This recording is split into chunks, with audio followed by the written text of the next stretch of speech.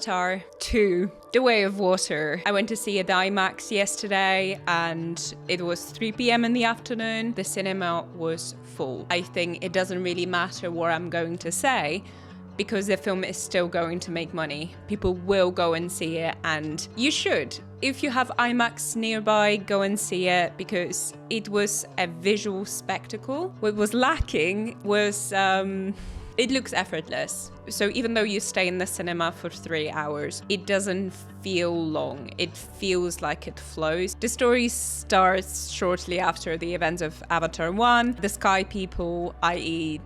us people, we come to Pandora again to wreak havoc and distraction. Jake Sully and his family, yes, he's a father of 4 now, he goes and seeks refuge in another tribe in Pandora where they live and operate in water. So Na'vi, the ones that we were introduced, the first one, they were forest people. These Na'vi, they're more connected to water and they live underwater. Like, I really liked how, from the evolution point of view, they look quite different. They have a different color, their arms are bigger, and their tails are bigger. So Stephen Lang's character is back, and he's sort of like the main person who's hunting for Jake Sully. And as you can imagine, there is one big standoff at the end of the film. But yeah, that's it. That's the story. Quite simple, easy. What actually is the problem with this story? Well, it's hard to define where the film started and where it ended. The first Avatar had a clear sections of beginning, middle, and the end. So here we're thrown into this huge flashback of events that has taken place off screen, where Jake Sully has his kids and stuff, and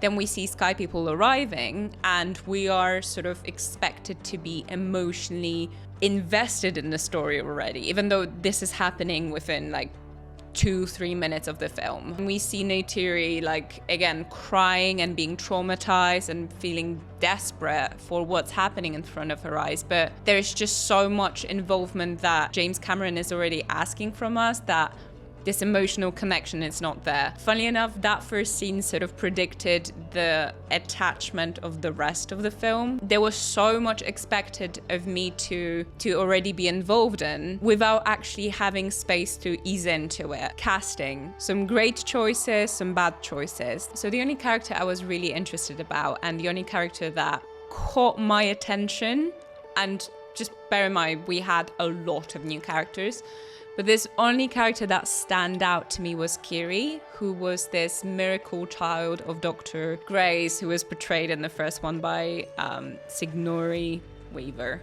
And I probably mispronounced her name, so yeah, I'm sorry for that straight away. She had this very interesting connection to Awa and nature, and I wish we had more explanation and more time to explore what it's about. Apart from Kiri, everyone and everything in there had this soulless feel to it. It almost felt very one-dimensional in, three-dimensional film. It was not delivering. It tried to hook you so many times with certain bits of dialogue, with certain characters, but it was almost like the joke that wasn't landing.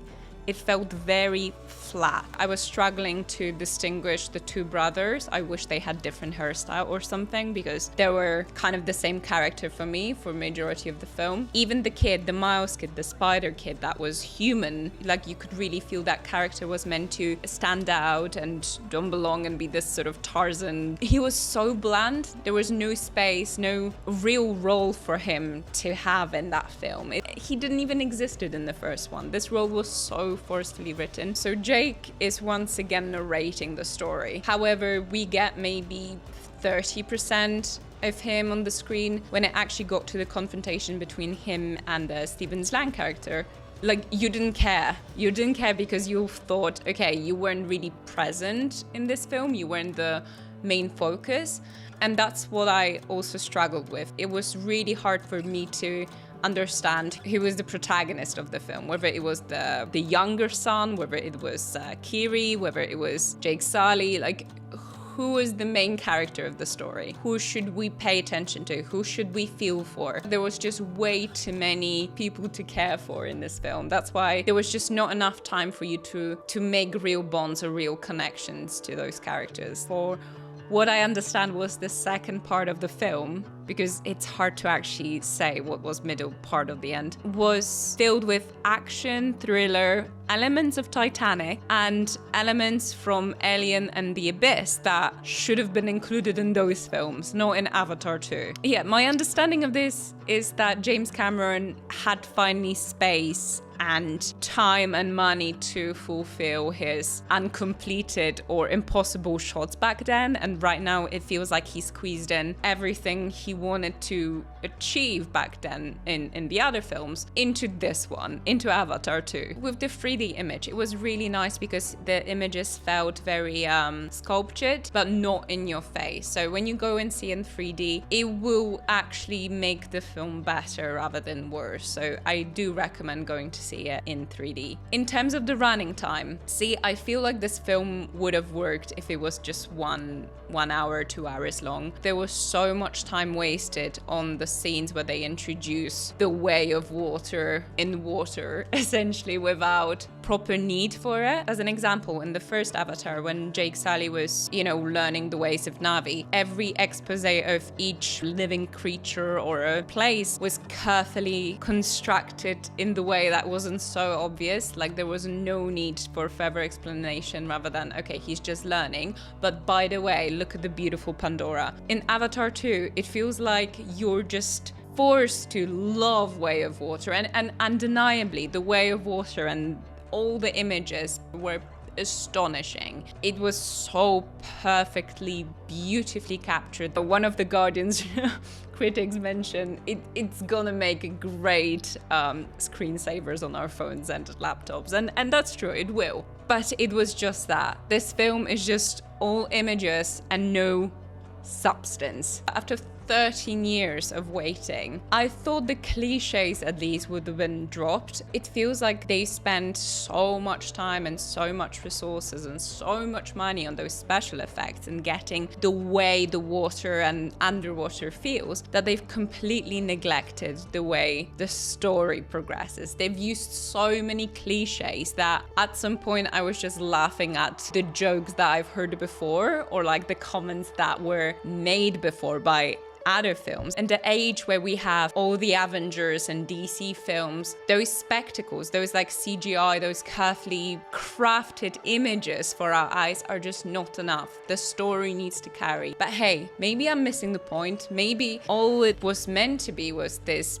visual spectacle. Undeniably, the film was beautiful. But the story, that felt like it should have came out 2-3 years after the first Avatar. In 2022, when we are bombarded with unoriginal stories and just real letdowns, I've expected more of James Cameron. So yesterday, when I left the cinema, I've given it 7 out of 10. But now, after sleeping on it and really reflecting on what I've been given, what I've been forced to watch for 3 hours, it's 5 out of 10. We have Avatar 2 and 3 coming out, and 4 apparently. Will definitely go and see it on the big screen, and I think that's my recommendation. You can appreciate the real craft of the filmmaking, but let's not forget that filmmaking is also storytelling. Thanks for watching. Let me know in the comments, what did you think? I'm excited to hear you guys out, what you thought. Am I the only one who disliked it? And catch you soon. Bye.